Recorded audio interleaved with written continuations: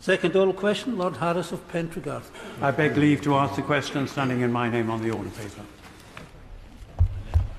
My Lords, the United Kingdom welcomes recent engagement between Indonesia and the UN as part of Indonesia's Universal Periodic Review in November 2022. We continue to support a visit by the United Nations High Commissioner for Human Rights to the region of Papua.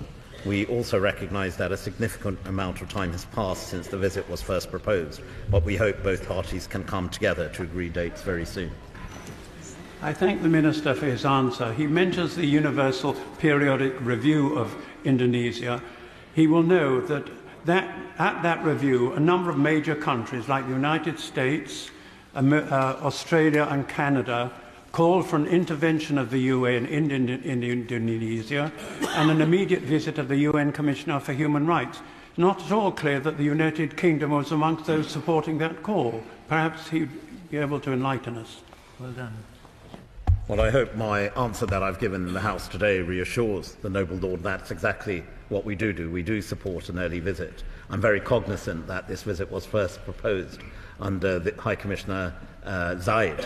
He's since then been succeeded by High Commissioner Bachelet and now subsequently by High Commissioner Turk. So it's been pending for a long time, and it's important that this visit takes place at the earliest opportunity. Is it not clear that this small country is suffering grievously under a colonial oppressor, Indonesia, which is busily exploiting the country's rich mineral resources and extensive forests in its own interests?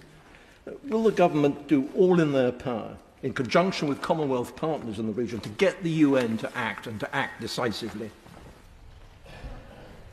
My Lords, I think what is important is that we highlight, as we do with key partners, the issues as they arise within the context of human rights. And ultimately, I agree with my noble friend that we need the UN, and the next step is very much for the High Commissioner to undertake this important visit.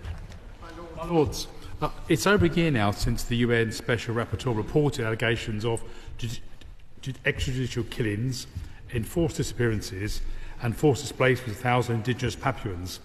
Can the Minister confirm whether he and even his ministerial colleagues or our ambassador in Jakarta have made representations to his Indonesian counterparts about the contents of the report? My Lords, I assure the noble Lord we engage quite regularly, and in terms of Papua, we recently had a visit from our team on the ground, and we do use our bilateral engagement, which is in a very strong place with the Indonesian government, to raise a broad range of issues, including the situation in Papua, but also importantly on a broader range of human rights as well. My Lords, would the noble Lord the Minister perhaps just go a little bit further in explaining why it was that the UK doesn't seem to have been part of that group of 8 countries which pressed for an early visit by the High Commissioner for Human Rights? It is surely reasonable to ask for a democratic country like Indonesia to admit the High Commissioner to look into abuses of human rights. That's what they should be doing, and I hope we're going to press that very strongly. My Lords, I assure the noble Lord that is exactly what we are doing. As I indicated in one of my earlier responses, this visit was first proposed in 2018. I remember having a conversation with the then Commissioner for Human Rights. It's important that this visit goes ahead, and I assure the noble Lord of our full support for such a visit. Human rights concerns were rightly highlighted by the Foreign Commonwealth and Development Office's Human Rights Report published last autumn for 2021. It made a specific point of highlighting the UK government's policy of seeking equitable and fair development within Papua and West Papua.